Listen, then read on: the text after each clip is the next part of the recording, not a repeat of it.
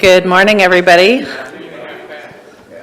I did warn you twice to find your seats so we could get started, but welcome to the April 25th, 2022 Grants Pass City Council Workshop, and first up on our agenda is the CEDC's motion to adopt the Spalding Park Action Plan. Hi, Brad. Good morning, Mayor and Council. Brad Clark with Community Development. There we go, we're up. So we have before you today a recommended motion from the Collaborative Economic Development Committee. And I'm just going to go through a few slides. I also listed here on the screen, the cover screen, Jean Merrill. And Jean is here today. Jean is the chair of the CEDC. And we'll also be able to answer some questions. Jason Kennedy, Public Works Director, is also very involved with the plan and actually has more history and background than I do. This effort actually started in 2018, so it's a while in coming. So the specific motion that was made to the council was done on February 24th. And it was motioned by Colleen Martin and seconded by Member Mancuso to adopt the Spalding Park Action Plan. And it was a unanimous vote for those that were there. And we find that this has kind of two main relationships to your council goals and the strategic plan: encourage economic opportunities and facilitate sustainable and manageable growth. So that February 24th CEDC meeting started out with Marta Terence of Business Oregon kind of presenting some high-level state resources and incentives that are relevant to industrial areas, manufacturing areas. And then the committee had discussion about specifically Spalding Industrial Park and the plan that they were aware had been done and had been forwarded to them and discussed sort of informally, but at that point sort of became more clear that there was no formal review by the city council yet. So that's sort of how it came up. The plan itself was developed by Mull Foster and Longy Incorporated. They're consultants based out of Portland. And it was initiated, like I said, in 2018 through the EPA. They have a brownfield, an area-wide planning grant that municipalities can apply for, which the city did and was awarded that money. The work started really with the property owners that are in Spalding at that point. It pretty quickly realized that there was a lot of changing hands in terms of the property ownership in Spalding Industrial Park. Spalding and Sons owned quite a bit of the property initially, and then by the time sort of this process got through, some of that land had gone to other parties. So that caused some delays, sort of that changing ownership in the park out there. But it was completed in November 2020, and over the last about year to 18 months, Public Works has been looking at alternatives to sewer the eastern portion of the park. That's from a public utility standpoint, that's kind of been at the crux of this in terms of a barrier to redevelopment has been that sewer issue. So that's really kind of been a focal point in terms of Public Works analysis. We have had in community development also several interested parties who have come through on the more on the west side of Jones Creek, where we do still have some sewer capacity, and so there has been some dialogue with property owners over the last couple of years there. So specifically, the motion, the committee wants to know if council supports the plan, supports its recommendations in general. If so, they have discussed forming a industrial sites task force that would likely be a subcommittee of CEDC. And that would be something that Jean and the rest of the committee would, sort of talk about, find out who's particularly interested in that, and then they would sort of delve into it. If you had a chance to look at it, there's the plan, but then there's also over 100 pages of appendices that there's a lot of background. I wasn't planning to go into all that here today. It was really just introducing the motion to you to see if the council supports that. You have had infrastructure improvements in Spalding Industrial Park listed in your strategic plan actually for a couple of years now. Councilor Lovelace attended the February 24th meeting, and she did voice her support at that point for the concept of a subcommittee. I just threw in the table of contents, and the plan is here on the left side of the screen, and then the park that was the analysis throughout the Brownfields Planning Grant is shown there on the bottom right. Spalding Industrial Park in particular is the dark orange, but they added in some of this other area around Ament Road to just to kind of take to extend out to the city limits line and incorporate all of that industrially zoned area in their study. This is one of the tables that is in the plan, just to give you a sense for the scope and scale that we're talking about out here. It's significant if you're talking about bringing that entire industrial park up to city standards. The total cost just for the municipal water, sanitary sewer, stormwater, and roadways comes to $9 million, and we all know what's happening with inflation now. We can guess that that's a much higher number than that. So that's really what we have to offer for you today in terms of the staff report. It's up to your discretion how you want to proceed. There's a couple of alternatives there. The council could just, informally acknowledge the plan. You could direct staff to prepare a resolution to adopt it as it is. Give direction to CEDC to proceed with a subcommittee, or maybe some combination of those, or of course, no action is always an alternative. Thank you, Brad. Council, do you have any questions? Valerie? Thank you, Brad. I appreciate getting back on this. I just had, my first question was, as I know that the Brownsfield was what, $200,000 as a planning grant that came from the state, correct? EPA. Okay, the EPA. So then it was carried out by the, let's see, I'm trying to think, no. They were, who was carrying? Mall Foster. Yeah, that's it, thank you. Mm-hmm. Are they a subsidiary or somehow related to, with Eco Northwest? Because as I was going through the study and going through the plan, a lot of it comes through Eco Northwest. So I was trying to find the relationship between Eco Northwest and them. Just, do you know it? To my knowledge, no. I'm kind of looking at Jason. I believe Eco Northwest was a sub-consultant to Mall Foster. As they were creating the plan, Eco Northwest handled some of the financial pieces. Okay. That's my recollection, Counselor. Okay, because I just saw their name all over it, so I was just kind of curious. We've had a lot of things through Eco Northwest, and I'm trying to put all the pieces and parts together as to how they relate to all of this. Okay, I think those were my main questions in starting off. I did want to say that this study was started in 2018. Is that what you said is when they did the study? Yes. I did want to say, just in knowing that a lot of the momentum for the study came through the development of the urban renewal agency. That was kind of the crux, was with the urban renewal agency out to try to promote business and bring in industrial development.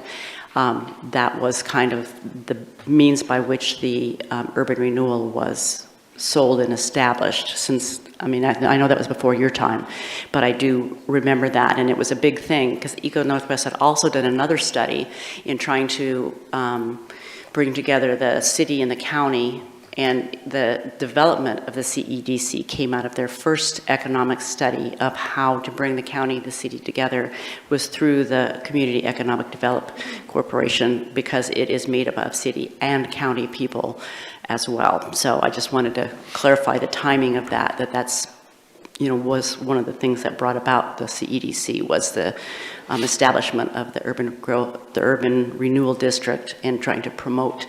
And it's my understanding that 25% of the infrastructure could actually be utilized because it is an urban renewal district, correct?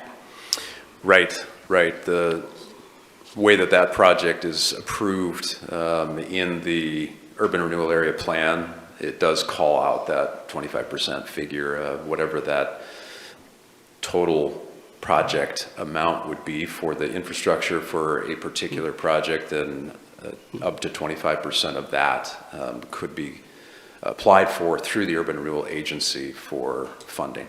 Okay, thank you. Are there other questions? Rick? Thank you, Brad. Could you go back 2 slides? So this plan, just for clarification, this plan has actually been put together or it's being proposed? It's completed? It is completed in terms of the EPA's sign-off of the document as completing what the goals were of the Brownfields grant, and this was the deliverable, was this report. Now, what's included in that, is it, for the average layperson, is it readable and we can understand it? So if we'd like to see a copy, that would be possible? Or is it highly technical and we won't know what we're looking at? I don't know if it would be readable at the 5th grade level, which I understand is what we're supposed to target most of our stuff to, but I think it's pretty readable. It's not a transportation impact analysis, which are generally not very readable to the general public. Okay, I guess I would like to entertain the idea of viewing one later. Thank you. Yeah, and we did Send it to forward us. you got the full copy there. I was going to say, we have the copy, do we not? Isn't that what the plan is what the Brownsfield, Yes. that is? Okay, thank you.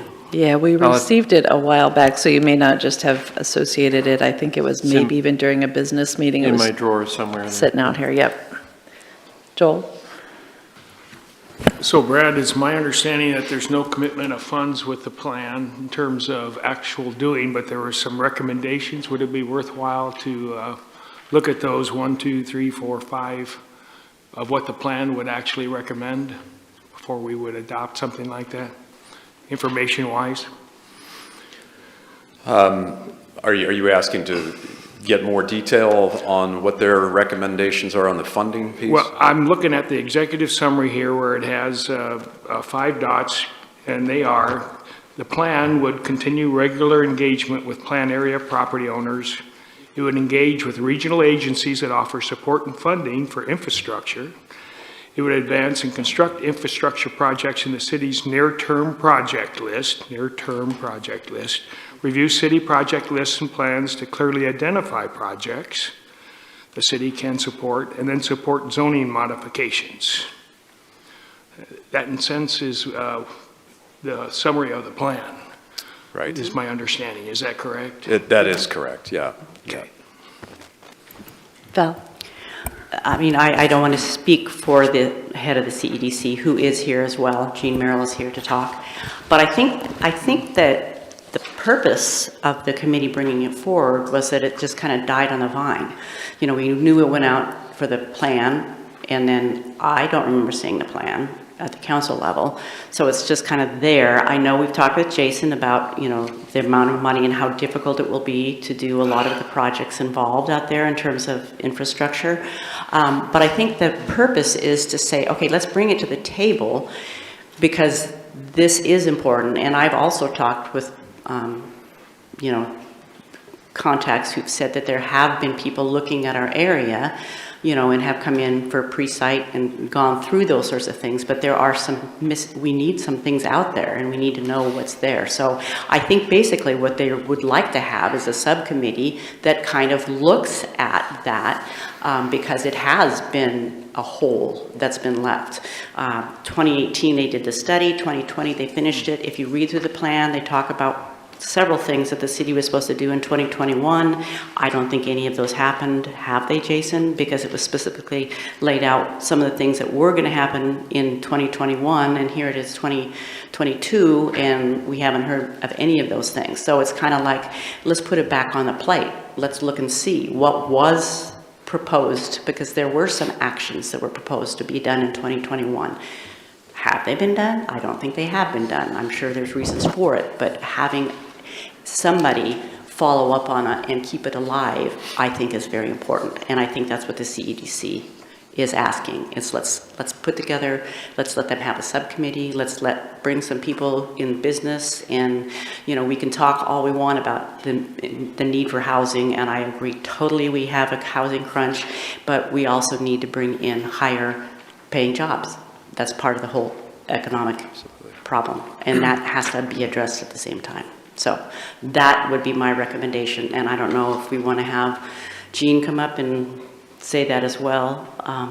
That's, I think, what they would like to see. Vanessa?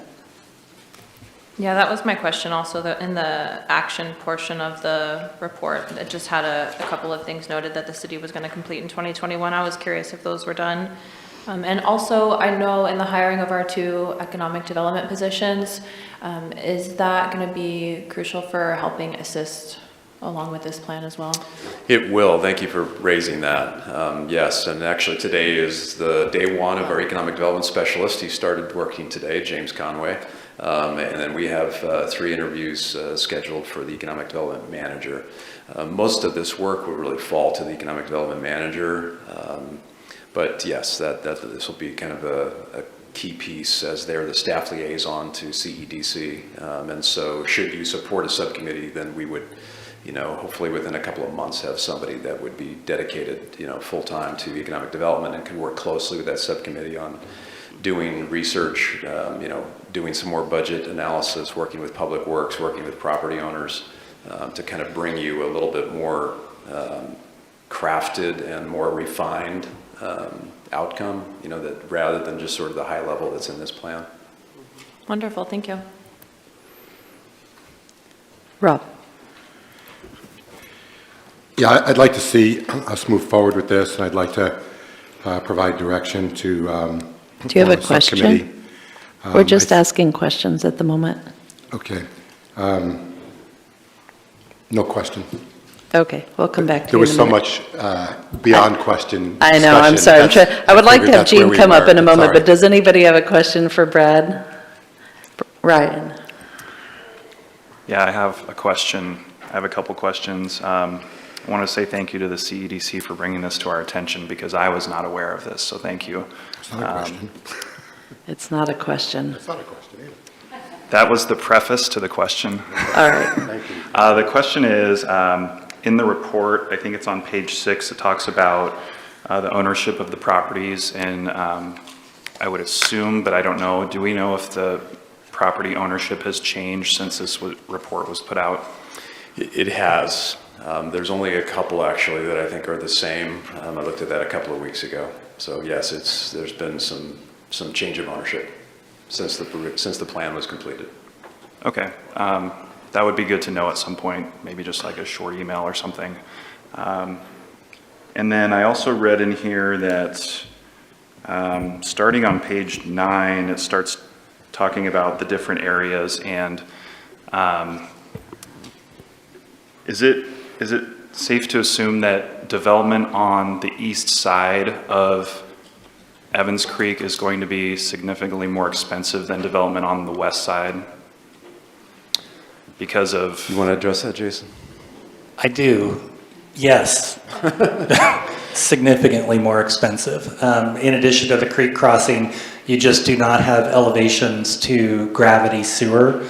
So at some point, we're now working on option D or E for the sewer. We actually think we have another good solution that will be fairly low cost, but it does involve a pump station, and we have to get across Jones Creek, which is going to be incredibly difficult.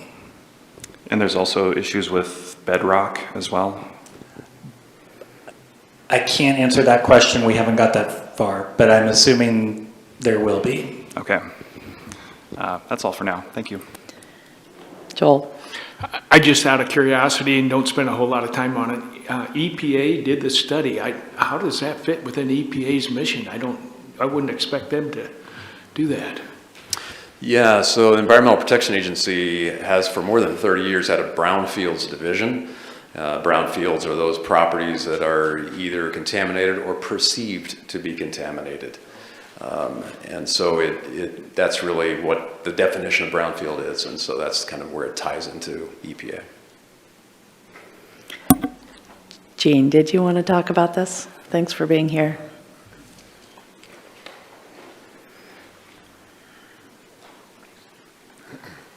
Me turned him a chance to talk, Sarah? Yeah, I will talk briefly. The reason why this is important to the CEDC is obviously this is a significant area for future economic development in Grants Pass. It's a total of 35% of our industrial land in this area, as well as many of the largest chunks of available industrial land. So this area is critical. When the study was started in 2018 and then completed in 2020, it just kind of ended because, of course, right after that, COVID happened, and we were all focused on just survival. Fortunately, that seems to be slowing down at this point. Now it's time to start focusing on things that we can look forward towards the future. This is a really good intersecting point because not only do we have a plan that's available, we know that the state has refunded the regionally significant industrial sites. And so that was where MARTA, our business organ contact, brought this back around to us and said, hey, we have this plan, we have this area that meets the qualifications for the state funding. And so I know it's hard to think about yet another $19 million. If you look at the summation of this, basically it says $19 million 2 years ago. So we know it's 25 or more. At this point, it's going to be significantly higher. That is not money that the city needs to commit. That would be braiding all of the different funding streams. There's funding from ODOT that can go into this, funding from the city, as well as multiple other sources, and then of course the regionally significant industrial sites plan. So the CEDC is very interested in seeing this move forward. There definitely is some work in connecting back with landowners. The original landowner went through bankruptcy and now only retains one, I believe it's a 9-acre parcel within that area. So there are multiple new landowners in there that need to be connected with, find out what their plans are. But there are landowners that potentially could be ready to move forward with some of these projects over on the west end that would help roll things along. So I think this is definitely worth looking at. The city's adoption of the plan, the CED's intent with that is not, yes, we're going to fund the whole thing, but acceptance of the plan as it's written so that we can start taking a look at which one of these strategies we can begin implementing, and the CEDC can work with the new economic development folks with the city to start making some of those things happen. Thank you. Questions for Jean? Nope. Okay. Thank you. All right. Any other questions before we start talking about it? All right. Rob, you're up. Yeah, to me, moving this plan forward in a couple different ways is a no-brainer. It's been obvious to me the entire time I've lived in Grants Pass that our economic engine has been driven too much by retail and also the feast or famine of tourism. We clearly have a tourist season, we clearly have a off-season, and to have stability in our economic engine and to have traded sector jobs, hope to create more traded sector jobs is really the responsible and smart thing to do for the future. So I'd like to see, the CEDC form a subcommittee, and I'd like to give them any of the support or the help that the council needs, that they need to get from the council to move this, to continue moving this forward. Joel? And I would support what Rob says. Actually, over 50% of the income in the county is either from welfare payments or retirement. And those don't add value in terms of, from an economic viewpoint, they don't add value to the economy. They just spend money. So that would be important, I think, especially for our younger people, that we increase our income, earned income, to a much higher percentage than what it is today. Vanessa? Yeah, I would also like to see the CEDC provide some recommendations along with this action plan on how we can help incentivize businesses that will pay above the median wage. It does look like in the report, it's estimated that they would pay below or just at the median income. And for growing families and young people, that just doesn't cut it. So I'm hoping we can help incentivize higher paying jobs as well.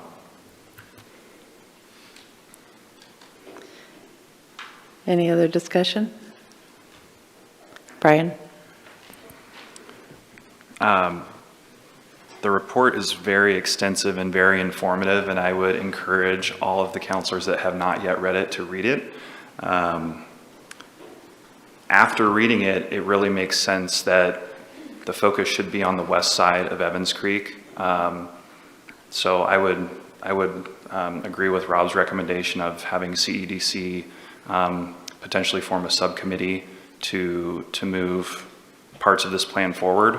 And personally, to me, it makes sense that the west side of the creek, you know, it's lower cost, it's closer to the infrastructure. We would start there and we would kind of head east as it's developed. But yeah, I think it's a good plan. Thanks. All right, it sounds like council is interested in having that subcommittee move forward. Did you want to take any action to formally adopt the plan or acknowledge it? Put it on a business meeting? Val? It only makes sense. I mean, obviously we paid big bucks to have somebody go out and do it, and it's pretty detailed in terms of what it says and what it has there. So I think if adoption of it helps establish that that's the movement we're making and brings in the opportunity to get more grants, then I would say yes, then we need to do that. Okay, we'll just put that on a future meeting. Any further discussion on this at the moment?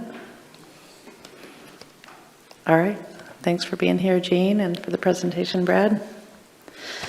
Next up, we have discussion on with ODOT about Dowell Road and Redwood Avenue areas. I'm actually just going to introduce the topic, Mayor, but we have a great turnout from ODOT here today to speak to you about the 199 Expressway Plan. And I'm going to kick it off by handing off to newly promoted Mr. Jerry Marmon. Thank you, sir. Okay. Good afternoon, everybody. Mayor, councilors, thank you for having us this afternoon. My name is Jerry Marmon, and I am the newly hired area manager for the Oregon Department of Transportation. I think many of you have worked with Art Anderson over the years, and of course Art retired in February of this year, and so I'll be taking his spot. And I just want to say how much I'm looking forward to working with the city and this council on all things transportation related as we move into the future. So thank you for that. And also with me today is Lisa Cornett and Mike Baker. They're with our planning department, as well as Darren Nebal. He's our interim region manager. So all of us will be taking a little bit of piece of this conversation today. So today's presentation is going to be primarily around a validation study that was done on the 199 corridor preferred alternative. And we're going to go through some of the modeling results. We're going to show you and recommend some of the minor tweaks in the alternative that was chosen to that to move forward in 2008. And then really what I hope is we have a good conversation and a lot of questions and answers around that, because it's a great opportunity for that. I'm not sure how many of you have the history of the process, so just very quickly, in 2008, ODOT issued an environmental assessment, and that process took about 1.5 years, and really what we were trying to do is address the safety and operational issues on Highway 199 proper within the city. It was a robust process. We looked at multiple alternatives, probably 20 20 or plus, 20 more alternatives to meet that purpose and need of addressing safety and operations. We eventually got down to a preferred alternative. There's also a citizen advisory committee that was very active in that process, as well as the technical advisory committee. So it was a pretty robust process. Out of that came the preferred alternative that we moved forward, and that was concurred with Federal Highway. Recently, there's been some renewed interest in revisiting that alternative, or at least revisiting it in terms of seeing if it's still valid for the traffic that we have now. And so that's what today's presentation is going to be about. So we're looking at that alternative, seeing how it functions now, looking into the future and with the traffic that we have now, and then a suggestion of a few minor tweaks as we move forward. I will mention in 2020, there's a memorandum of understanding between the county and the city and ODOT. And really it was just all the signatories getting in one spot and saying, we're gonna move this forward, and we're gonna work kind of as a team to move it forward in the future. And that's just the first part of that process, and have a good discussion around that analysis, I hope. So I think with that, I'm gonna go ahead and turn it over to Lisa.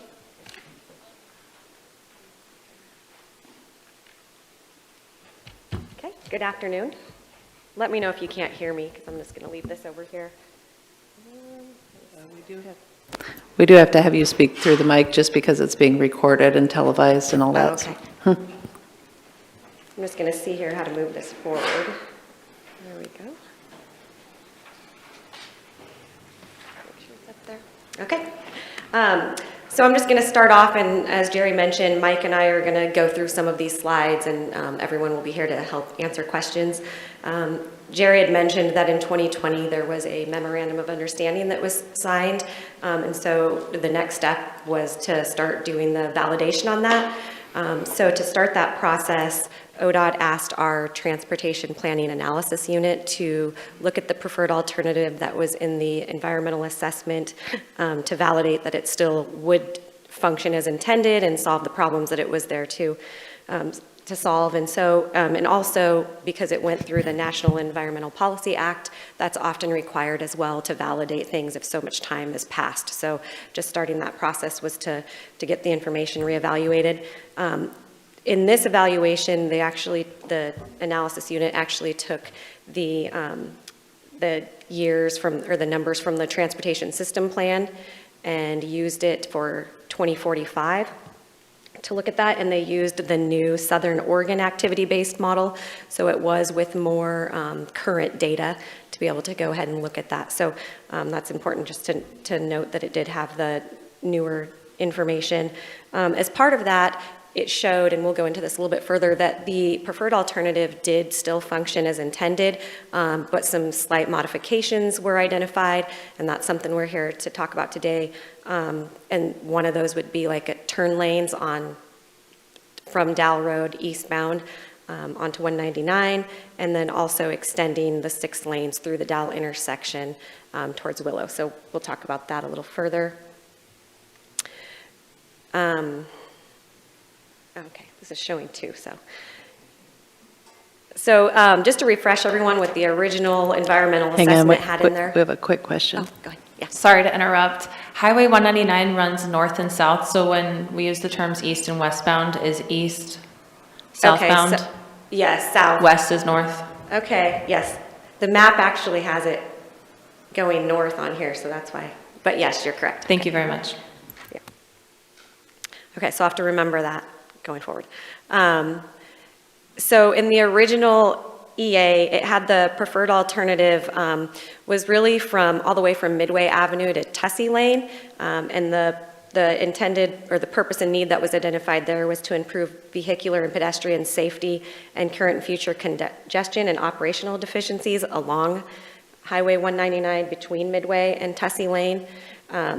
And some of those things were constructed since then, around 2009, but there's still some big components that are still remaining, and that would be the widening of US 199 to 6 lanes between Dal and Tussey. And then from its current connection, Redwood Avenue would be changed from a 2-way to a 1-way westbound slip ramp. So is that right, westbound then? between 199 and Allen Creek. And then that would also include like realigning Redwood a little bit to the north at Allen Creek. And then, oh, go ahead. Yeah, I just wanted to, I mean, I think this is, to me, this is the part that most of the council doesn't know, because nobody was around in 2008. And so there's no history on this council that I'm aware of about the bulb out of how Redwood Avenue changed. So I think that's a big piece of this conversation, is when we talk about, you know, the alternative, I'm not sure they know what was the first established alternative, because it did not happen. Am I correct? I mean, it didn't happen. There was kind of a roadblock from the city and the county. They did not want the original alternative, and so it kind of stopped on its track, and then it's kind of coming back. But I don't know that the people here understand what that was, because it never happened. Does that make sense? Yes. And I actually wasn't part of the original as well, but I'll try and answer things as well as I can. So I'm going to go over a little bit, and that's right now what was that preferred alternative. And so are you asking specifically what that realignment looks like at Redwood? Yes. Okay. And I actually have another slide, I think, coming up that shows that in a little bit more detail and discussion on that piece of it. So I'll get to that part. The alternative would also include improving pedestrian and bicycle facilities. So it would include new sidewalks, some separated paths, some bike lanes on, various different improvements, as well as planter strips.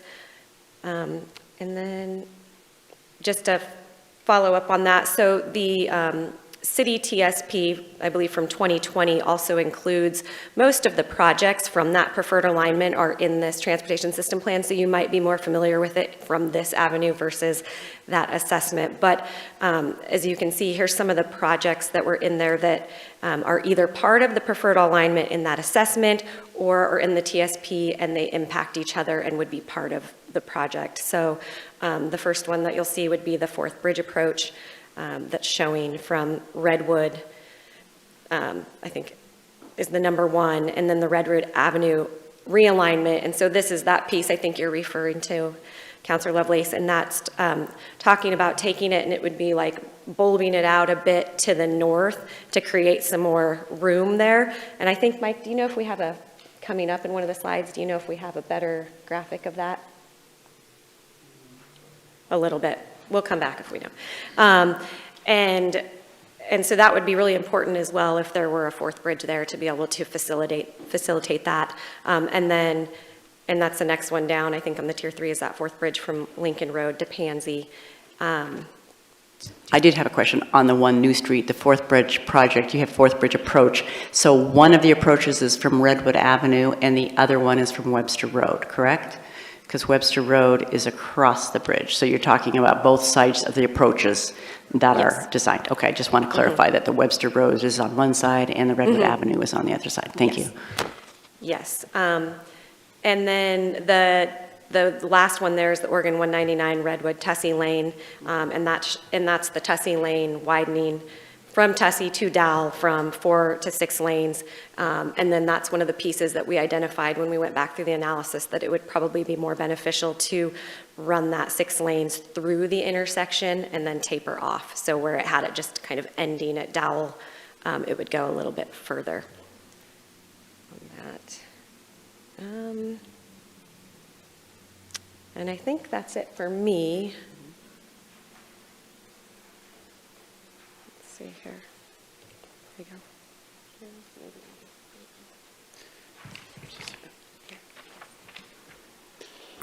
All right, so Councilor, as you said, one of the issues was the Redwood Avenue bulb out at Allen Creek. So Redwood Avenue essentially bulbed a little further north from its current alignment. And that was really, in the RA, that was there to, because the queuing on that, the vehicles on Allen Creek Road exceeded the amount of storage that was available there between 199 and Allen Creek. There's signals at both locations. And so the idea was to take a look at that. As you know from sitting on the committee, so over the last couple of years, we've met with the city and the county to take a look at the preferred alternative to really see how it worked in 2045. So the new model goes out quite a bit further than the other one did. Does it still function? Is it still valid? What do we need to do to move this project forward?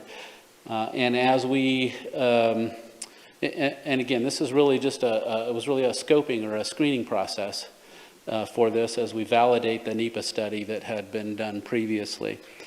It is important to note that the counts that were used, the synchro analysis, which it was based on the 2020 TSP from the city, but which relies on some older counts.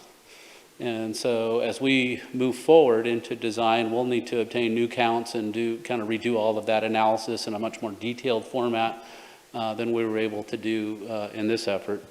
But for all intents and purposes, it appeared to generally function similarly to how it did in the 2008 REA with a couple tweaks. And request from the county in particular and the city a little bit to take a look at that bulb out on Redwood and Allen Creek. One of the things that has happened in the meantime is right next to that alignment is, I don't know what you call it, but it's commonly referred to as the Racino and the fairgrounds. And so that road cuts up through that parking area there. And so do we need to have that? Could we maybe keep Redwood Avenue on its same alignment? What would it take to do that? And what we see is, what we were seeing, it's kind of Peter described it, our now analyst, as kind of a whack-a-mole. You know, you kind of fix something here and traffic shifts over there, and you fix something there and traffic shifts to a new location. And so we were we looked at a number of different ways to handle that. Some of it involved significant changes and some didn't. What we are finding is that traffic needs really more than one path between US 199 and Redwood Avenue. We see in our modeling that Redwood Avenue, if you really think about all the development and things that are along that, it's really the desired route, eastbound and westbound. And traffic diverts to US 199 and other routes only because of the Redwood Avenue congestion. And it will improve, so as we make improvements on US 199, that traffic will then divert a little bit more toward the highway and reduce some of that congestion on Redwood Avenue. But we anticipate that due to latent demand, that it's possible that Redwood Avenue capacity could fill right back up again. For those of you who don't know latent demand, if you think about you want to go somewhere, you're at home, you want to go to a store, maybe you choose to go to another store because you can avoid what might be a commonly congested piece of roadway during a certain time of day, right? You avoid those. And so if the capacity all of a sudden comes back, you might make a different choice now to go to this store maybe that was a little bit closer because you can just zip right over there and grab it because there's more capacity. And so really what we see is just lack of capacity on Redwood pushes the local short city traffic onto US 199 and mixes with a lot of the regional and long distance traffic that the highway has. So we took a look at a number of different alternatives. One of those, what suggested was McDonald Avenue in between Dow and Allen Creek Road. Could we do something there? We found out that really just created a lot more problems with queuing and blocking intersections. It was just the queuing vehicles, again, exceeded much of the storage that was available, not allowing vehicles to turn and potentially blocking through roadways, creating a bit of a mess. What we did find was that what we really need to add is a dual southbound turn lane on Dow Road. Might need to have one on the north side, but on the south side at US 199. And that we needed to extend that the 3 lanes, so the highway itself will, as far as the roadway component, would be widened from 4 lanes to 6 lanes. And that 3 lane, that third extra lane that was proposed to end at Dow would actually be extended just a little bit past Dow and then transition off to a lane. So it wasn't a trap lane. What it did is provided a little more operational benefits for traffic on 199 there.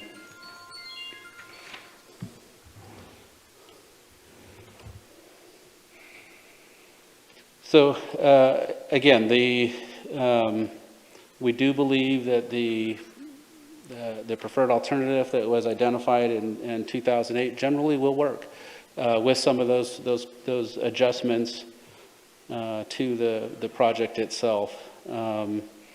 Generally improved over the no build. Again, not predicted to have any queuing or operational issues. Can you stop just for a minute? I just want to make sure what you said. Yes, I did get interrupted, so that could be part of the problem. So you're saying that we don't need to do the bulb out, or we do need to do the bulb out along with the alteration? So we found that with the tweaks, and again, these are using older traffic counts, and so they don't necessarily accommodate every new land use that may have been built since the counts were taken for the TSP. But it seems to work with or without the bulb out at Allen Creek Road. Okay. But this is where we get back at as you take a look in the future, perhaps at a fourth bridge, which would be on that alignment, which means you're going to really start trying to channel that traffic again. And I'm going to use north-south because that's what's in my head, and I'll have a tough time figuring out the new directions. But as you start funneling that traffic north and south, you begin to put a lot more vehicles in there. And so if you're thinking about a fourth bridge alignment, it seems to be probably pretty clear that you would want to have that bulb out there to allow that traffic to queue and allow those intersections to operate appropriately.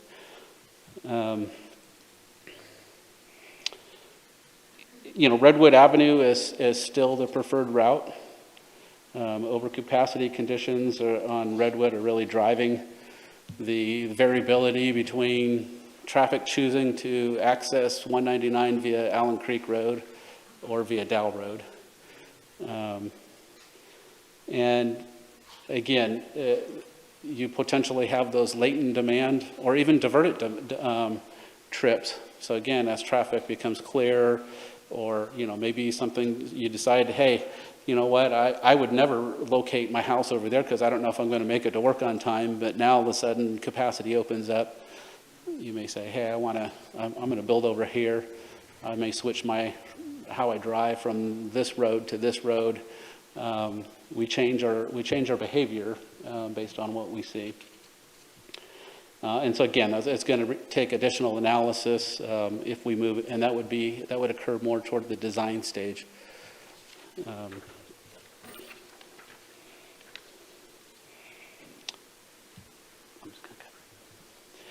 So what we're looking for from the city is, of course, support from the city council to proceed with the US 199 project. And that means working with our federal partners to find the funding to build this project.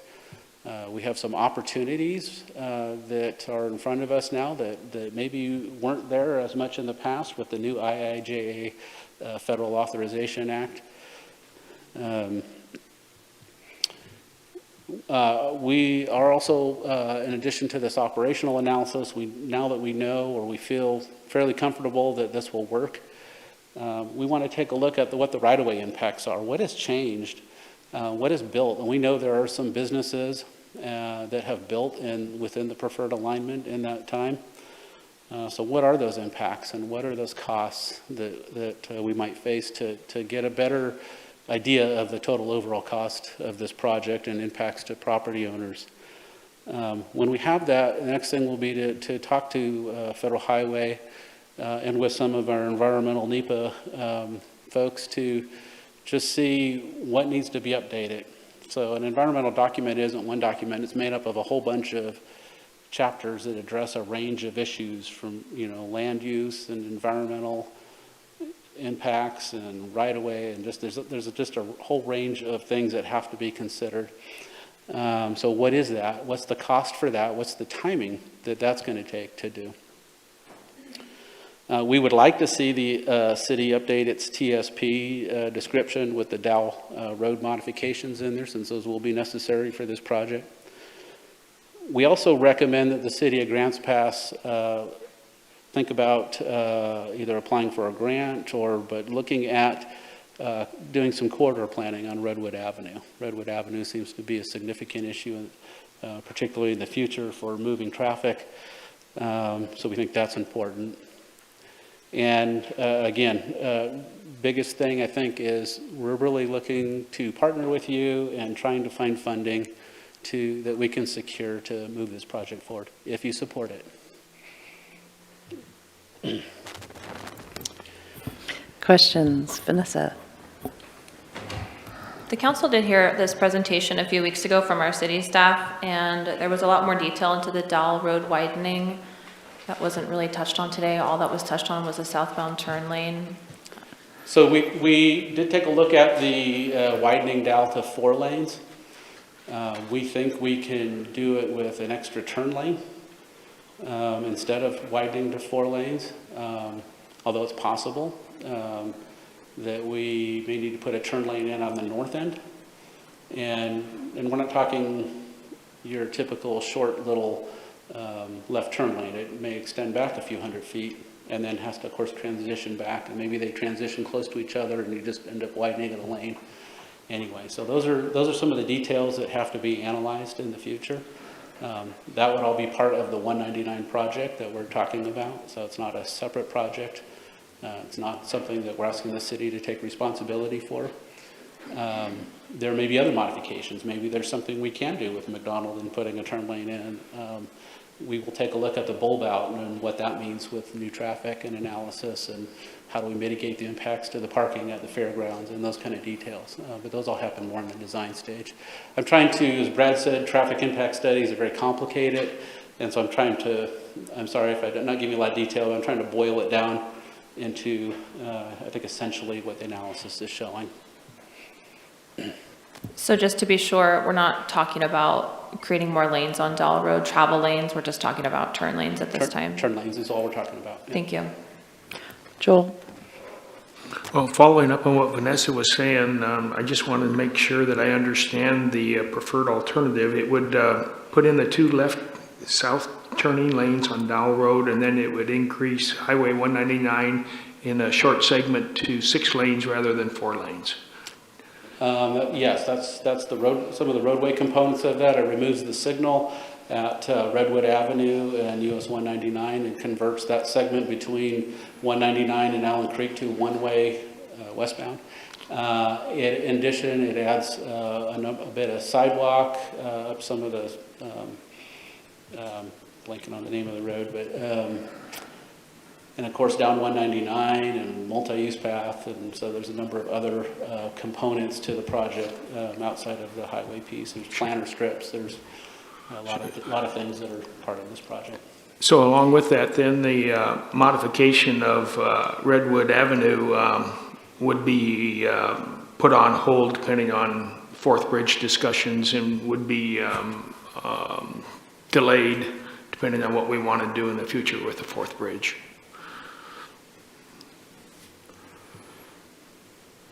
So that can happen. That could happen. You could also proceed and take a more conservative approach and tentatively put a link in the model and when you're doing the analysis, and show what that might look like in terms of the volume and the capacity on Allen Creek Road to get there. I think that's probably where we would be at.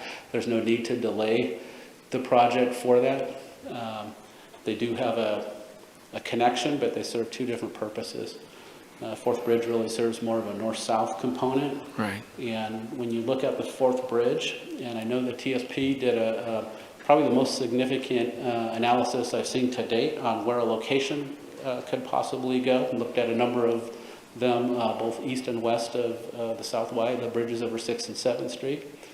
But just knowing that, as you get into any type of future NEPA analysis, that would likely, you'd be probably having to look a little bit at that South Y, maybe the 3rd Bridge. You're having to look at a number of different locations and operations and how they're impacted. And it's not always just building a bridge, it's the supporting road network. So what do you have to do to Lincoln Road? What do you have to do to G Street? What do you have to do to some of these other intersections to support that level of traffic?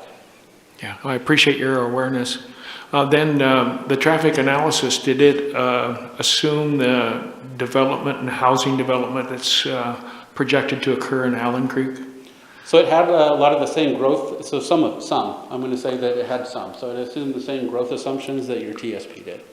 And so rather than taking new counts and taking new factors, we decided to use, we were trying to compare apples to apples as much as we could by using your TSP to accommodate that. And I understand there's some other additional growth that the city is looking for. So those may be modifications that may be needed in the future, but right now it's really what was in the model and what your TSP accommodated, which was actually more growth. Okay, and then the last question I had, just because I'm unfamiliar with your process, I'm very familiar with the NEPA process, having done it, I don't know, a couple hundred times.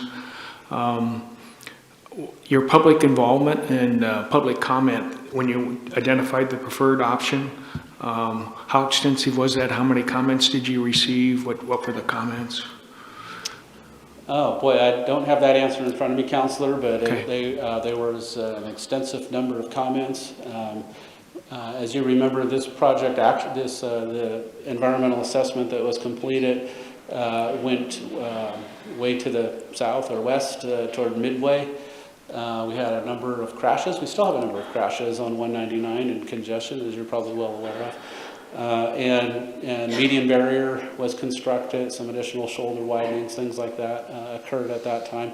We did receive a finding of no significant impact, and that piece of the project went forward because we had funding for it. We did select a preferred alternative for this one, which is what we're talking about today as part of that process. But we did not receive a finding of no significant impact because it was not constrained by funding. So that's the critical piece here. And so we wanted to know, well, you know, do we have to do something more? Is it something that's pretty significant that would change the analysis, or at least on the validation of the NEPA document, would show that no, there's some minor things that have to happen, but generally it works. So then with your NEPA process, did you have an appeal process associated with that also? There's a lengthy comment period. I don't remember if it was 6 months or a year at that time. Right. But there was a process. So there were no appeals into the recommendation? Correct. Okay, thank you. Valerie, then Brian. Oh, Jerry, you have? Oh, if I could just add a little bit to that, Counselor. I actually managed that process in 2008. And so the public involvement process per se was substantial. We had a citizen advisory committee that was made up of 20 plus people, geographically distributed. And so there was representation from all areas and different stakeholders, multiple open houses, public open houses, and a lot of comments received on the environmental assessment in general. So, thank you. Okay, I have a couple questions. In widening, I mean, we're talking about Dowell Road and the impact that Dowell Road has that's out there. Is this project, when you talk about widening the 6 lanes, are you talking all the way down to Tussey Lane? Or, I mean, I guess that's where I'm unclear of the process. Because when we heard it the first time, we talked about it and we focused on all the changes at Dowell. And we didn't really talk about whether that goes all the way back to Tussing. And another thing at the time is we were under the understanding that it was going to be financed by the city alone. So, you know, that was a big piece of that conversation was, wow, that's going to cost us $6 million. Do we have $6 million sitting in a pot of money to do this? No, we don't. And so that was, I think, part of the panic of, no, we can't do that. So my first question is this widening the 6 lanes from Dowell all the way back to Tussing and adding the sidewalks and bicycle lanes? Correct. Okay. Correct. And we'll only charge you $5 million, Counselor. Such a deal. Such a deal. Okay, well, that was unclear to me. So that was something that I was not clear about because we got so focused on the Dowell Road and, oh, what's that going to do to the businesses along there, that it was just, you know, I couldn't even think about, well, wait a minute, where we have our congestion. So that was my one question. I wanted clarification on that. My other one was, the second part of that is the amendment to our TSP. So in going forward, if we leave the approval and say, yes, you know, we want to go in this direction, and we do need to do an amendment to the TSP with that. Am I correct? Because there is a time frame that we have until I think it's December, by which the planning rules will change, and ODOT will not be able to go back and perhaps get the funding for this project in the future. Can you address that? Yeah, so the transportation planning rule is expected to, a significantly new version of the transportation planning rule is expected to be adopted next month by LCDC. And its focus is a lot around climate-friendly areas, which you guys will be hearing about and addressing at some point in the future, and high-density zoning, and really moving even more in the direction of away from cars and toward bicycle, pedestrian, and transit modes of serving populations in there. And one of the, and you can't really significantly change your transportation plan or do a lot on some of these projects without redoing your transportation system plan in its entirety to meet the new rule,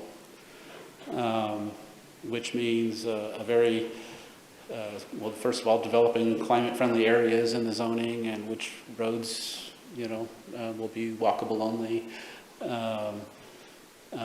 Knowing what your densities are so that the modeling can be adjusted for that. There's a very intense and robust inventory, crosswalks and sidewalks and things. So not just where you have sidewalks, but maybe the widths of the sidewalks. What type of crosswalk do you have? Is there lighting? What's the condition? Is kind of signage? So a lot of detail. So it's going to take the state is putting money aside to do that for areas that are within NPOs, but it's going to take some time to do that. But in the rule, it does allow amendments to happen as long as they occur before December 31st of this year. And so we're just asking for that modification. Fortunately, the improvements in the REA, the preferred alternatives, still function in 2045. If it was significantly different and we had to recommend reopening the whole process and beginning an EA over again, all of that would go away. None of it would probably likely surface in the future. You probably would not be able, be very difficult to add capacity, including turn lanes in the future. Council. I think it's Brian's turn then, Joel. Yeah, I was just curious if you have any information about cost to the city for these plans. So for the project, what did we estimate last time, Darren? Around $45–50 million is what we're estimating on a total project cost for design right-of-way and construction of all of these improvements. We have no set dollar amount for the city. We will likely ask for something to get some leverage going. We'll discuss that. We'll negotiate that. Federal funds always require non-federal matching funds. The bulk of the project we anticipate being paid for through the federal or state government. Thank you. Joel.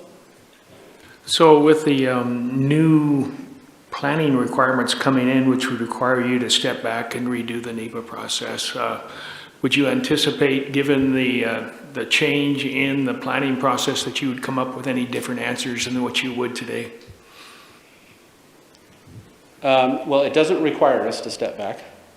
Okay. So that's one thing I want to make sure I'm clear on. So you would have the same alternative then, the same preferred alternative? If we had to.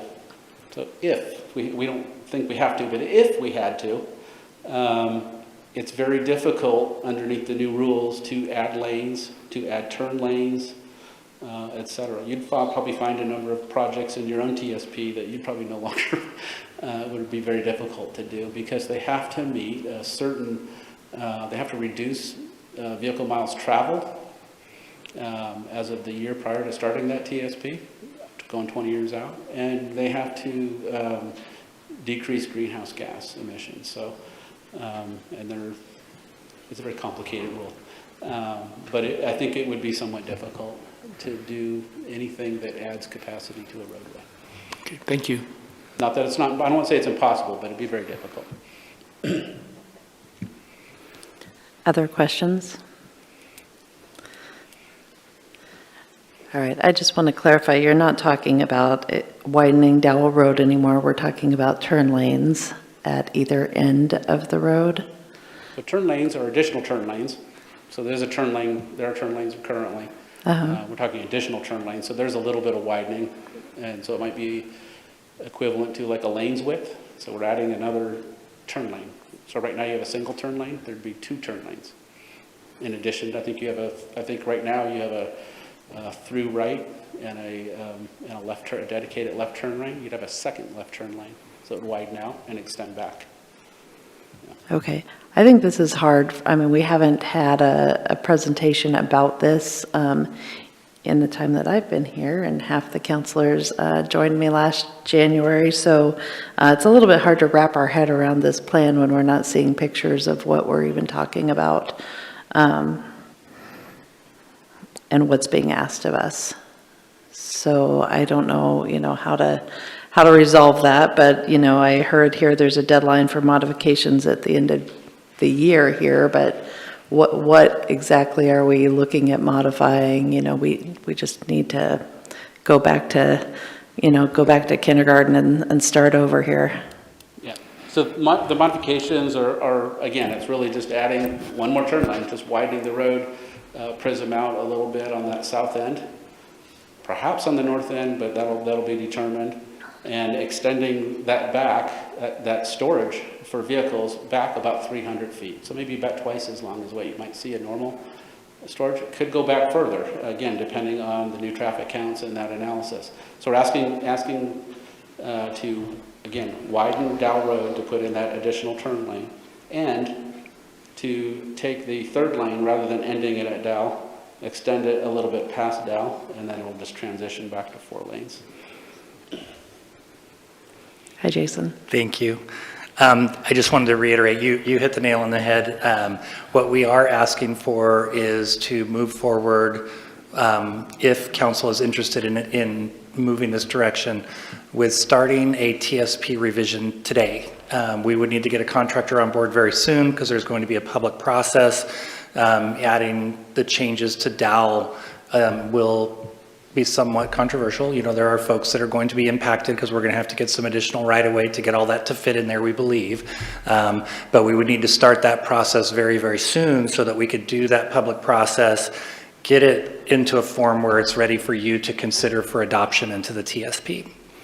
So that is kind of why we're here having this discussion again, that the last time we talked, that was going to be the process, but we were under the assumption that we would be solely responsible for those Dowell Road costs. We just want to let you know that that's not the case. We will have a stake in it, but there will be partners at the table with us.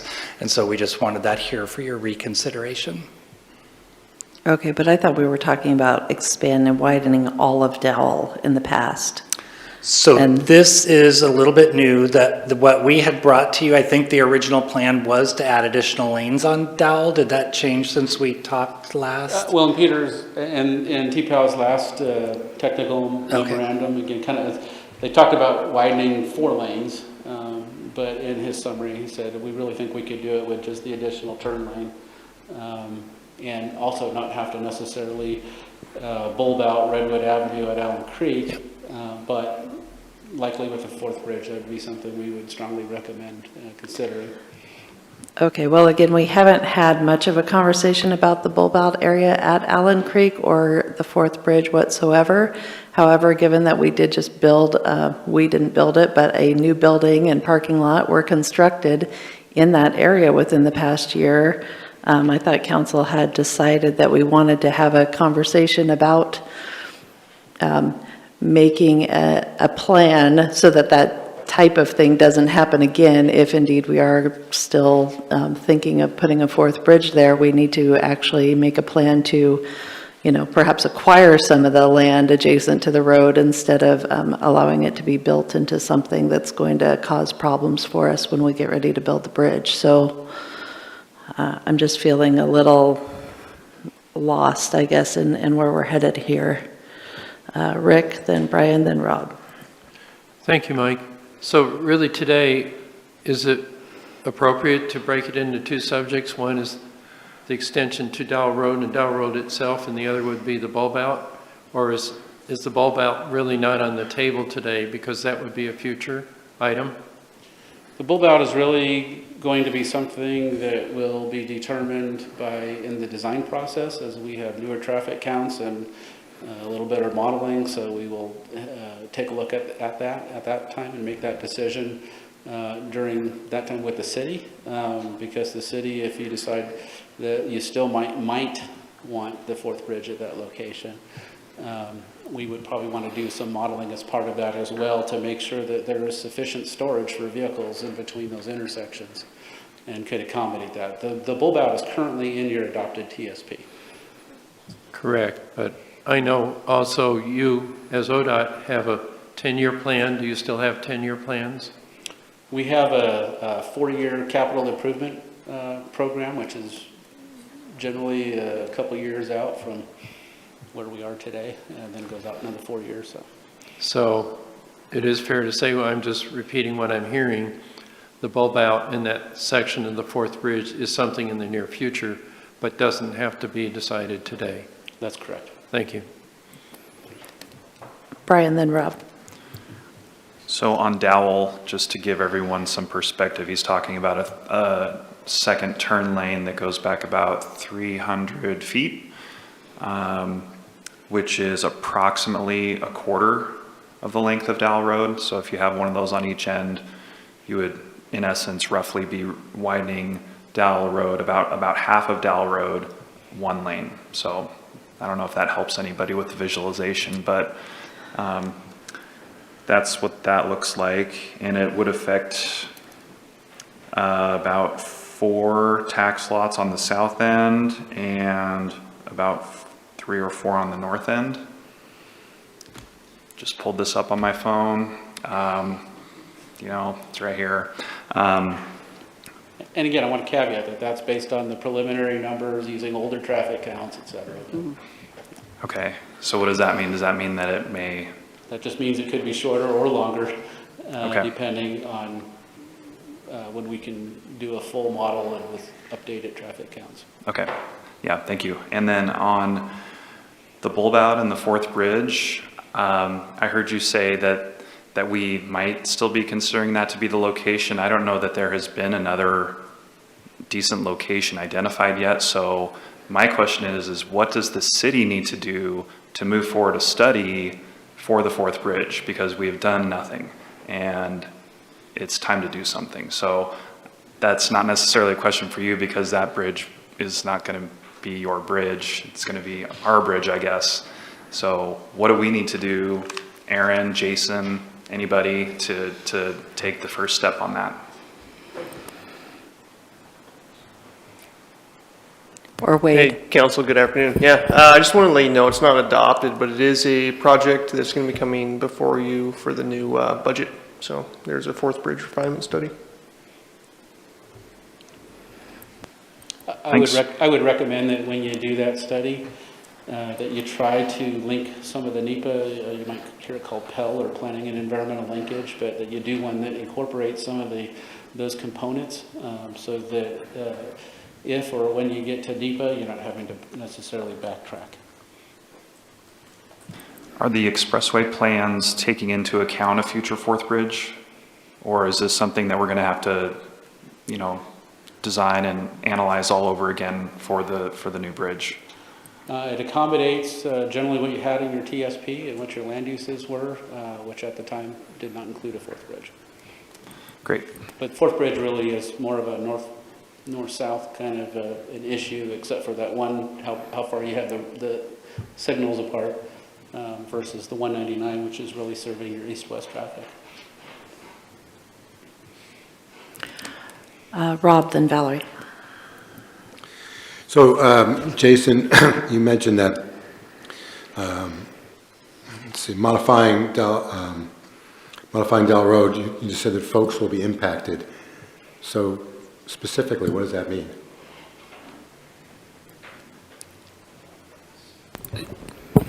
Well, right now, as we talked about at the previous meeting, we don't have enough right-of-way to add those lanes, so right-of-way would have to be acquired.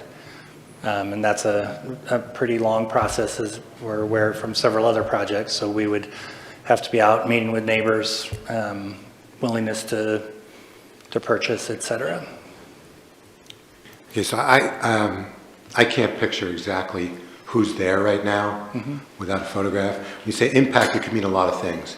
Impact, it could mean puts people out of business, forces them to move, takes away, moves the turning lane into their living room. I mean, it could mean a lot of things. So I'm looking for a little more specificity. So I think Aaron is bringing up the presentation that we showed last time, which actually shows where that potential right-of-way line might need to go. There's some businesses on the south where their structures are currently probably right at the property line.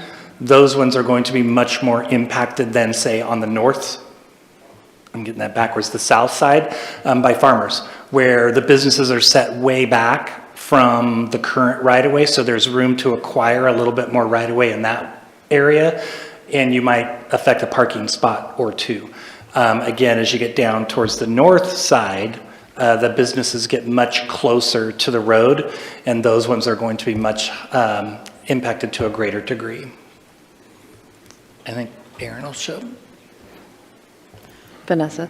Councillor Pell, it's about 12 small businesses, including a daycare that was just developed.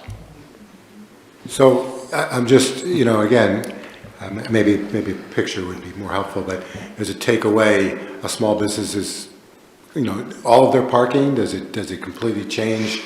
Many of the ability to service buildings are customers? right next to the sidewalk on that stretch of Dow Road. It's right there by the sidewalk. So of course, we would take a look at that in the right-of-way process if we follow the Uniform Relocation Act, which requires us to, not only acquire property, but to pay damages, to relocate, to whatever we need to do to make those businesses still viable. So we don't just purchase them and have them go away. We relocate them to another location that works for them.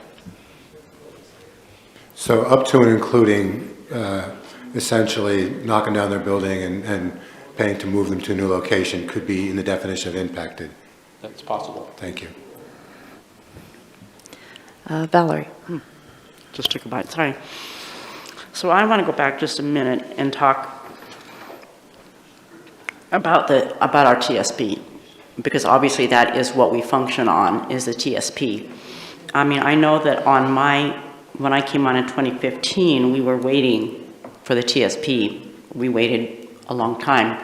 It took I came on in 2015 and we were waiting for it, and I would just like to have an idea of when we're talking about redoing our TSP, how long that process can be. I think, was it 2010 was our last? So your TSP took, I believe, I just looked at this because we were running these numbers across the state to see what TSPs take, how much they cost. Your TSP took approximately 3 years. Part of that time is adjusting models and things like that. We anticipate that with the new rules, of course, the TSP will cost quite a bit more, maybe broken down into phases as we do some components like the inventory, or do, I think DLCD will probably look at providing a grant to do some climate-friendly area parking and all that kind of analysis. But I think that whole process could take probably 4 or 5 years. Okay. And I can't tell you when it would start. I know, of course, they would like to start it as soon as possible, but there's only so much funding and there's only so many people. And probably the biggest obstacle is us. We have to figure out what the rule says. So we're still trying to understand it and interpret it ourselves so that we can train ourselves, and then we can train others into understanding what it means and what those implications are. So this is a rule from a different agency that ODOT typically works to implement. And it's my understanding, what I found is that everything was kind of on hold, because you could do no building, you could do nothing because you were waiting to see what the results would be of that transportation plan. It's kind of like now, even with Allen Creek, we have to go back and do a new TIA, which could also tie into what you're talking about. So we actually had a scope, I'll just tell you, we had a scope of work written for a city in the Rogue Valley. We were literally one day from signing we had the consultant on board, we were one day from signing the contract and providing notice to proceed, and we had to stop the project. Because had we proceeded, we would have thrown all of that time and effort, all that public comment all away, because it would have been built, it would have been developed to something that the rule no longer was. Which is kind of where we would be as well so, if we have to change. Yeah, we haven't developed anything new because we'd greatly like to do some of these, but we just have to figure it out. But our estimate is it will take some time and some cost, and I can't even tell you what that dollar amount is because we don't know that yet. And so my second question comes to with the fourth bridge, and I know, we've had a discussion, our last discussion was big upon people really wanting to know with the fourth bridge. So when you do your design and move forward with your research on Dow Lane, will that have any impact on the fourth bridge, and what is in our TSP with that? I mean, I guess I'm trying to figure out how it all ties together. So you have it in your TSP. Right. You have a location in there for, and you have it constrained to design and right-of-way acquisition in your TSP. So we would definitely consider that. We'd throw a link in the model across the river at that location and see what it did. So that would, in a sense, help us with some planning tools Right. moving forward, because it is a tier, the links are a tier 1, but the bridge is a tier 3. Am I correct? The bridge itself is tier 3, correct? It's not, which means it's not funded. Which means it's not funded. And there's no identified funding for it. It just here's a cost, an estimated cost. If maybe it may even say to be determined. I think it does. Okay. And so yeah, you could see some modifications if there was a bulb out build as part of this. You could see Redwood Avenue be widened a little bit in that location as well to add turn lanes or to at least acquire right of way as part of that project, so that that those future turn lanes could be developed in there. And how long has this 199 been in the works? So we completed this again in 2008 and adopted a expressway plan roughly in 2009. So even though things like the Racino, things like that were approved, they were probably contrary a little bit to some of the adopted plans, and what was in your own TSP, identified that. So as the mayor said, how do we not do that in the future? How do we make sure that that we're doing that? And to be honest, back then, was 199 going to proceed? It had been 10, 12 years, right, since we'd really heard anything or done anything with that. We've looked for money periodically to fund components of it. But now, with the new IIJA Authorization Act from Congress, there's lots of money for different categories to do a lot of different things, and a lot of those are kind of a grant request type thing. We need to know, so in addition to obviously the TSP amendment, we would like a letter or something from the city that says you're in support of the 199 project, if you are. So we want to make sure, because if we're going to look and we're going to talk to our federal partners, we really want to make sure that you guys are on board with us. It doesn't necessarily mean monetarily, but you support the project moving forward. And it sounds like the bulk of that project is the 6 lanes on Redwood Highway. That is the bulk of it. Like I said, there are a lot of sidewalk and multi-use stuff, and I just forgot the name of the street again.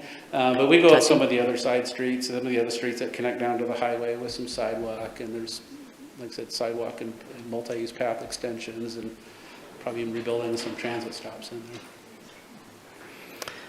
All right, I have Joel next. Are we past the question phase? No, we're doing questions. Okay, I'll be quiet. Okay, Brian. I don't have a question. Oh, okay. Are there other questions? Vanessa.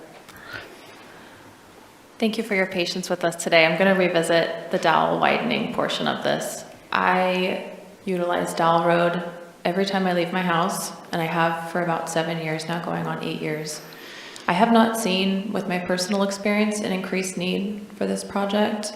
So can you cite the need for the additional turn lane with the capacity on both sides? Yes. So first of all, it's not, these were not numbers from today. These are numbers that we anticipate in 2045. Right. So add another 20 years of growth, and you've got quite a bit of capability out there to densify and to do some additional things, which is what's in your traffic model. And in addition, the goal of part of it was to, well, the turn lane is needed with or without the realignment of Redwood Avenue at Allen Creek. But what you're trying to do is trying to balance those loads between Allen Creek and Dowell Road. And a lot of people, the model is showing that a lot of folks would want to use the Dowell Road component to bypass the congestion on Redwood Avenue in 2045. Thank you. Any other questions? Brian? I'll turn mine into a question.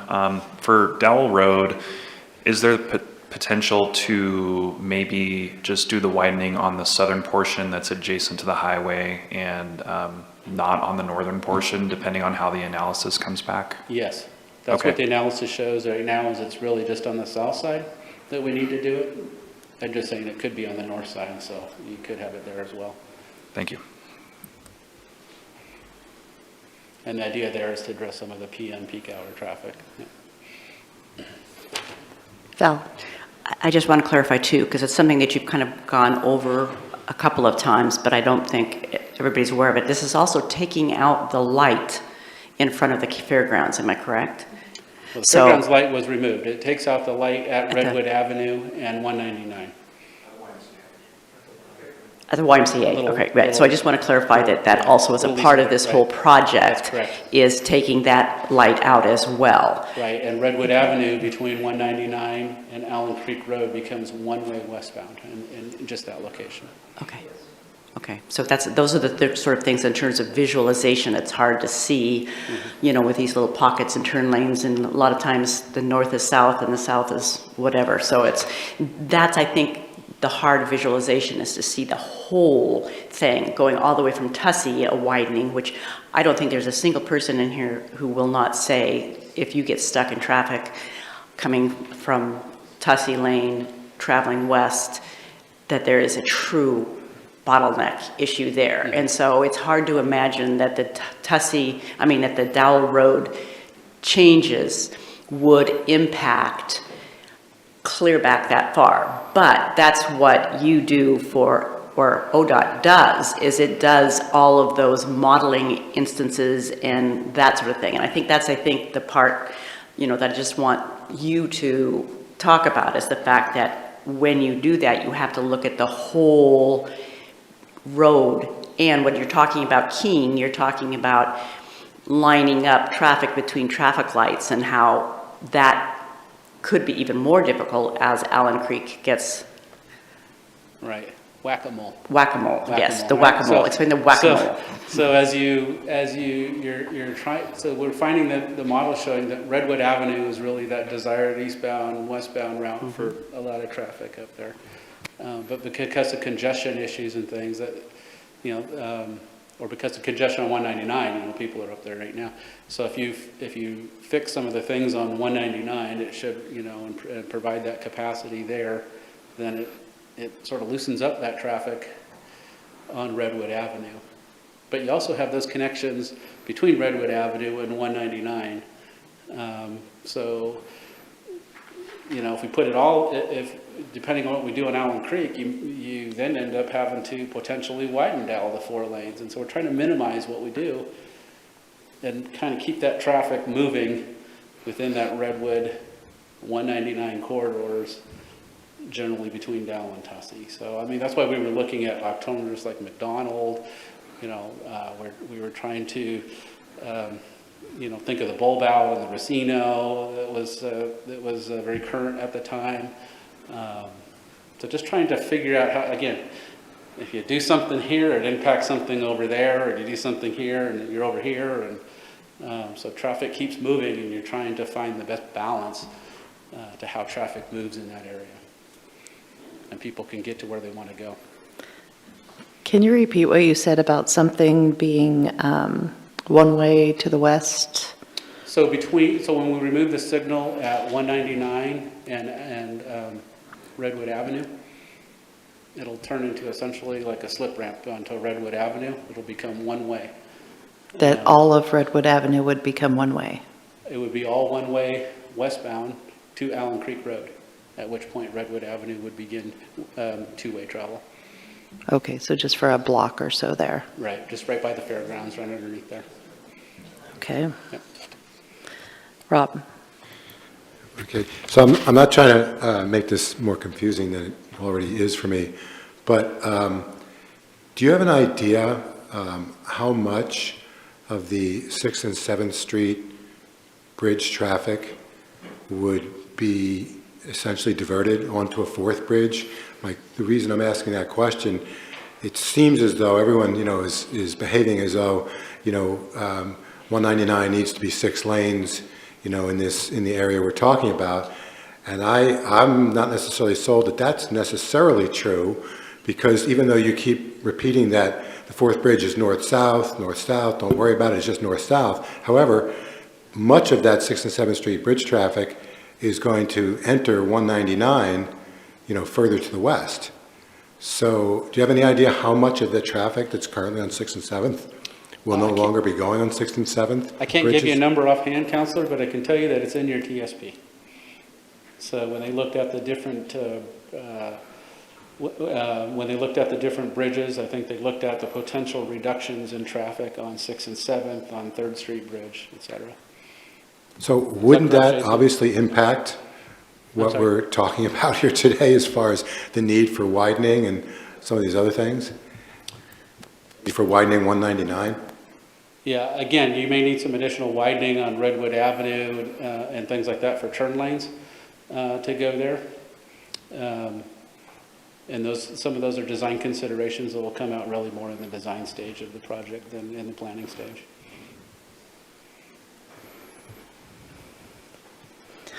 Any other questions? Questioned out at the moment. All right, thank you.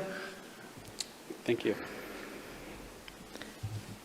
All right, council, comments, discussion? Joel?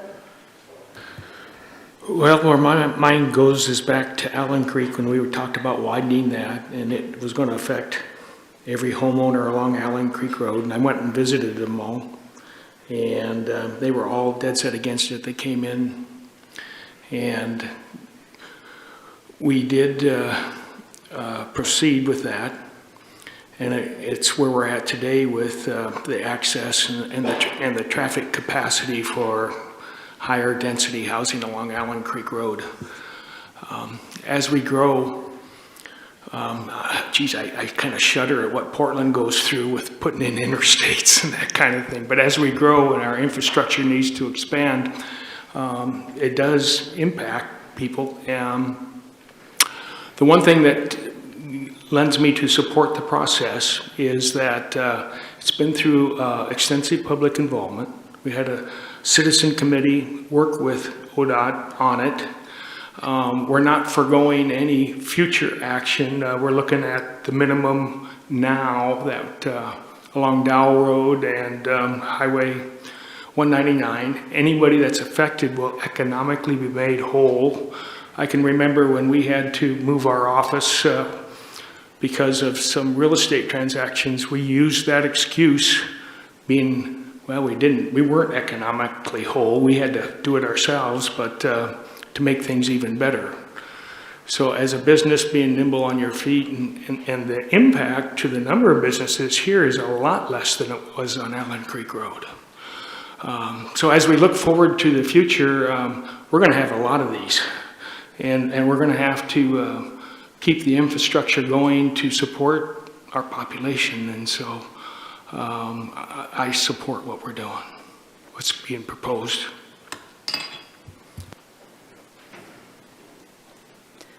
Val? Well, I support as well, and Yes, I can only begin to tell you how complex ODOT is in working with ODOT and understanding the intricacies involved with, I've been involved with ODOT for years, and I'm still kind of figuring out the pieces and parts, but I also know that it is necessary and that the project takes a lot of time, and I look at how much time has been spent and energy has been put forward on 199. I think the last time I was hesitant because I looked at the city having to pay for it, and to me that was just like totally overwhelming because I knew that that was not even anywhere in our budget to deal with it. But now in knowing that that's not how it was designed, it is designed as ODOT coming along with us and just saying, okay, we've been working on this since 2008. We've had some bumps along the road. Wouldn't it be a shame to just push it and not follow through and get more research and more information that will help us solve one of our biggest problems that we have in our community traffic-wise? And it is an ODOT road. And so ODOT can help with that. They are also very instrumental in getting federal funds. The Mid-Road Metropolitan is based upon federal funding, and I will tell you that the funding that comes through the feds goes right back down through the state. So we do not communicate with the feds. We communicate with the feds and their money through the state. So if we want to move forward and we want the backing and we want that infrastructure money, we can't do it without ODOT and the federal government. So this is a process. It's taken many, many years to get this point. I've been watching this transportation rule come down. I'm concerned for a lot of rural communities. I know how long I've been waiting, how long I had to wait in talking about housing and talking about a lot of things, Allen Creek, for that transportation system plan to get through. And so to have to throw it out and start all over again is like a nightmare to even think about. So for all those reasons, I'm in support of moving forward with ODOT on this one. Brian. I support the plan for 199 that was proposed. I would probably support what was proposed on the south end of Dowell. I don't know how specific a letter of support really needs to be, but once you get, into other areas that we don't have enough data on yet, I can't support that. But generally speaking, I support what's being discussed. All right. I personally feel like we need kind of a more comprehensive workshop that shows us everything, what plans there are for this whole area. Do you guys feel that way? I'm seeing at least 3-4 people nodding their heads. Okay, I just feel like this is too piecemeal and I don't know exactly what's in what plan and what we've got going right now. So I will step up and say that there is a true time restraint. That this is one time that I don't think we can sit around and wait and have, it's taken me years. You're not going to have another workshop to completely understand it. I totally agree with bringing forward, taking a look at your transportation system plan, because I have a feeling that a lot of people are not familiar with what that is and how and what's in it. It's on the city website, so anybody can go in anytime. There's tier 1, tier 2, tier 3. Took a lot of public input to get transportation system plans established. I was actually on the county citizens board for the county. These take a lot of time. We're looking at just the time between now and December, and if we do not have an amendment, you can look at everything in the world and you're not going to get anything. So there is a time restraint here that I think we need to seriously think about. Trusting ODOT. It's kind of like trusting the experts to do what they do. If the city has come forth and said, this is what we think is the right thing to do, which they have. They had the same reservations I did. I don't want to pay for that. We don't have the money for that. But if the city is on board, our staff, Wade's here, Jason's here, the state is on board, I think we have to trust the experts. We cannot micromanage. That's not our job. And so I think there's a time restraint and we need to realize that. All right, well, I'm looking at the May 9th agenda that has nothing on it, so I'm putting a transportation safety planning on May 9th. Yeah, Joel? So I would agree with Valerie. I have enough information to move forward, and I would ask that as you do further analysis, I would assume you'd come back to us. So if there was something that would be different, like on the north side versus the south side, or a bigger impact than what we've been presented tonight as we go through that. In the meantime, we have the funding secure, you have our support, and we move forward.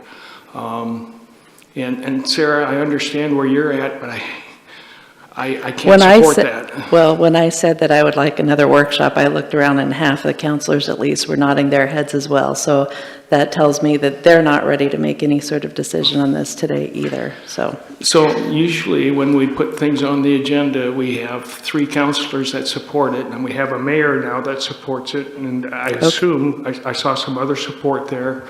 And then we have some folks that don't support it, so we need to go through our decision-making process and Counselors, respect that. please raise your hand if you're interested in having a Transportation Safety Planning Commission or planning meeting on May 9th. 1, 2, 3, 4. Okay, thank you. Any further discussion on this today? Vanessa? Yeah, I heard a couple times mention the new development at Pansy Lane and Allen Creek, the Flying Lark, and I just want to be very clear that it was a condition of approval that that infrastructure was built out to the east as far as possible. On public record is ODOT, County Public Works, and the city's traffic engineer agreeing that it would not get in the way of the Redwood Avenue realignment project, the bulb out there, in connection to Allen Creek and the Fourth Bridge. So as somebody who drives in that area every day, that is an absolute nightmare, and I would support moving forward on redesigning that area because that's where the greatest need is at this time. I don't believe there's any real need for any redesign on Dowell Road, but I do look forward to learning more about this as well. Somebody else have their hand up over here? All right, any further discussion today? Oh, Val. I just had a question, and I would like to get this Valerie. information from somebody out there. They talked about the amount of time needed for making an amendment and having to have noticing and that. Do we have an idea of exactly what amount of time what time constraint that puts on us? And I do appreciate it coming on May 9th, but I just want to know, when you're talking about public noticing, there are times they have to do things for 45 days, and this is this. And so where are we on the timeline to hit the December? I just would like that information.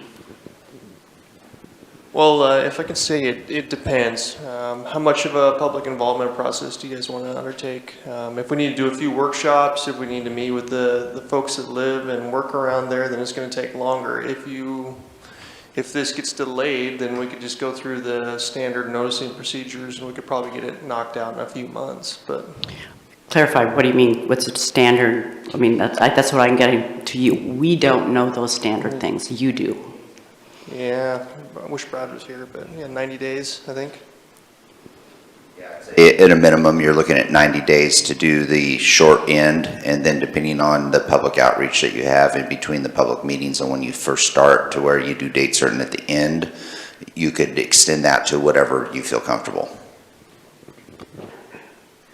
I guess I'm just trying to ask a short question. Let's say we started and we had May, say by the end of May, we gave an approval, June, July, August. So you're saying that if we push it off and we come back, say with June with the go for, we have enough time to make amendment to our transportation plan to continue to work with ODOT on 199. Yeah, if in May you make a decision that you want to move forward with that, from our timeline perspective and getting this modified, the TSP modified, then we do have time. With regards to ODOT's timelines in the project, maybe that'd be a good question for them to see if that would be still obtainable or not, or if they're looking at what they're needing for their deadlines. Joel. The other thing I just wanted to comment, I honor everybody's comments up here, and when Vanessa says it isn't needed now, when I went and visited the people on Allen Creek Road, there was not one person that said that was needed now. There was not one person, and it wasn't needed now. But what we were doing there was looking towards the future and trying to plan an infrastructure that allows for organized growth that is socially acceptable. And so that's what I think this is about. If we would have followed that criteria on Allen Creek Road, we would never have, we would have kept it like it is, a nice little country road. So I understand every conflict involves a change, or every change involves a conflict. And as we move forward, we just need to have that goal of what we want our city to be like in 20, 30 years. All right, is there further discussion on this today? All right, we'll talk some more in a couple weeks. And I guess it'd be helpful if ODOT could just be real specific, if you could provide what you would like from us. I heard a letter of support at one point, but what decisions are you needing made in order to move forward or modify? Yeah, you could just be in touch with Brad or Aaron in the, oh, did you want to come up? Sure. You can talk. Make sure the mic's on. There we go. Thank you. So of course we would look for the TSP amendment to occur by December 31st. So that's that one deadline. I think sometimes a more critical one is just knowing that you support the overall project. And I would lean toward what Councilor De La Grange said regarding specifics of the project. We don't really know quite all the specifics. We know some general modeling that we do need that left turn lane, and we do know that we need to extend the third lane westbound, southbound, whatever direction we're going there, through the intersection of Dow Road before we transition back. A minor modification there. But what we're really looking for is something that says from the city of Grants Pass that you support us moving forward with the 199 project. And why that's so critical now are these opportunities that are come up in front of ODOT to submit a project for funding through the federal government. And I'm going to tell you that we have some very, very short deadlines to turn these things around. Sometimes it's literally a day or two. One time I had less than an hour. But I need to know that you guys support it, because if you don't support it, then it's very difficult for us to ask our federal partners for money. So. Thank you. Brian. I was just going to ask, is us taking 3 or 4 weeks going to affect anything? Probably not. Okay, thanks. Anything else? All right, I think we're ready to move on to agenda review. So our next workshop is next Monday. We have the Downtown Welcome Center and restrooms, as well as Allenwood Development. And then you will have your first budget committee meeting next week as well. So that's coming up Tuesday. And then to make it 3 days in a row, we also have a business meeting next Wednesday. That one's a pretty light load at this point. It has a public hearing on the Housing Needs Analysis, Middle Housing Code Comprehensive Plan Amendment. Consent calendar has a motion for the HNA Middle Housing Code Amendments Findings of Fact. I guess that's the Housing Needs Analysis is the HNA. Resolution allocating the ARPA funds. I guess let me know if you're comfortable with that being on consent calendar or not. And then a resolution amending banking authorizations and appointing a couple of members to the Sustainability and Energy Action Task Force. And then I think we can probably also add Spalding Park Action Plan, just adopting the action plan to that one. questions? Vanessa? I would like to have the ARPA fund allocation moved to a council action, please. Yeah, I think that's appropriate as well. We haven't, we kind of tentatively agreed on some things last week that based on, 4 or more people agreeing, but I think you probably all want to see what those numbers are and maybe shift some things around a little bit, see if any bargaining comes into play there. All right, anything else for next week? All right, and then May 9th, we'll put the transportation TSP on the May 9th workshop. Anything else that you would like us to address going forward? Rob? Yeah, I'm not sure which workshop, are we talking about beyond May 9th or just? For the TSP or just something in general? No, a new item. Okay, just new item. Last year during the city manager's annual evaluation, we brought up, I believe I brought up, but I know that we discussed the possibility of including a 360 review in that. In other words, changing some of because there was a number of questions that I know that I couldn't, and I believe several other councils said they just couldn't answer because there are another aspects of the evaluation that required a better understanding of what the city employees thought of the manager's abilities or effectiveness, we'll say. So we had talked about adding that to the review or to his evaluation. I'd like to have a discussion at a workshop about potentially adding a 360 review to the manager's evaluation. Okay. Are there other counselors that are interested in having that discussion? See Brian, Vanessa? Okay. Brian, you had your hand up? Yeah, I don't see urban campground on here anywhere, and I think that some time has passed and I'm just not seeing it on the agenda. Well, I think just last week, right, didn't we kind of give the nod to moving forward with the state funding? So I guess, are we talking about the contract or a grant? Yeah, I think just finalizing the contract, right? Okay.